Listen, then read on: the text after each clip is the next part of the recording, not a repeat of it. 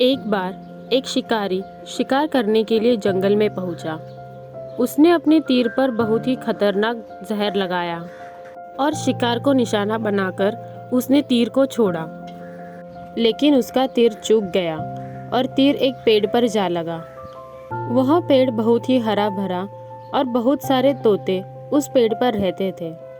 जैसे ही वह जहरीला तीर उस पेड़ पर जाकर लगा, वह पेड़ धीरे धीरे सूखने लगा और उस पेड़ पर जो भी तोते रहते थे वह एक एक करके उस पेड़ को छोड़कर जाने लगे। उस बड़े से पेड़ के कोटर में एक बूढ़ा तोता रहता था जो बहुत ही धर्मात्मा और अच्छे मन का था।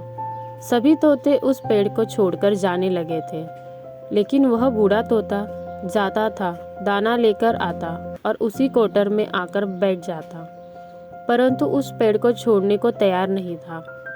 बूढ़े तोते के साथियों ने कई बार आकर उसे समझाया कि यह पेड़ सूख रहा है और किसी दिन गिर भी जाएगा। चलो किसी और पेड़ पर चलकर वहाँ रह जाए, परंतु वह बूढ़ा तोता वहाँ से जाने को तैयार ही नहीं हो रहा था। अब यह बात देवराज इंद्र तक पहुँची। उन्हें बताया गया कि एक तोता है, वह जिस पेड़ पर रहता है उस पेड़ पर एक जहरीला तीर लगने के कारण वह पेड़ सूखने, गिरने और खत्म होने के कगार पर आ चुका है और एक बूढ़ा तोता अभी भी वहीं पर रह रहा है। वह दाना लेकर आता है और फिर वहीं पर रहता है, जबकि उस जंगल में बहुत सारे पेड़ हैं, लेकिन वह उसी पेड़ पर रह रहा है। देवराज इंद्र प्रकट हुए और उस बूढ़े तोते से कहने लगे कि आप बहुत धर्मात्मा हैं, बहुत ही अच्छे मन के हैं, लेकिन आप इस पेड़ को छोड़कर किसी और पेड़ पर चले जाइए, क्योंकि यह पेड़ कुछ ही दिनों में गिर जाएगा।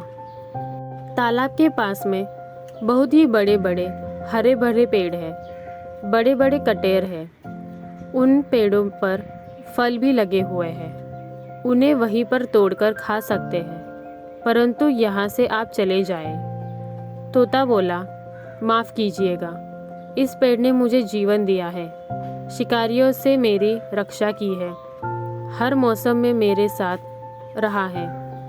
ये कोटर मेरा घर है, यहाँ मैं पला बड़ा हूँ। इस पेड़ को मैं छोड़कर कैसे जा सकता हूँ? इस पर संकट आया है तो क्या मैं इसे छोड़कर चला जाऊँ? मैं ऐसा कभी नहीं कर सकता। देवराज इंद्र तोते के इस बात से बहुत ही प्रसन्न हुए। उन्होंने तोते से कहा, मैं आपके इस बात से बहुत ही खुश हूँ, मांगो जो आपको मांगना है। उस बूढ़े तोते ने कहा, मुझे बस इतना मांगना है कि जिस पेड़ ने मुझे जन्म दिया है, जहाँ मैं रहा पला बड़ा, जिसे आप मेरा जन्मभूमि भी कह सकते हो, आप इसे फिर से वैसा ही हरा भरा कर दो जैसा यह था। देवराज इंद्र ने अमृत से उस पेड़ को सींच दिया और पहले की तरह हरा भरा कर दिया। अब वापस से उस पेड़ पर आकर बाकी तोते रहने लगे।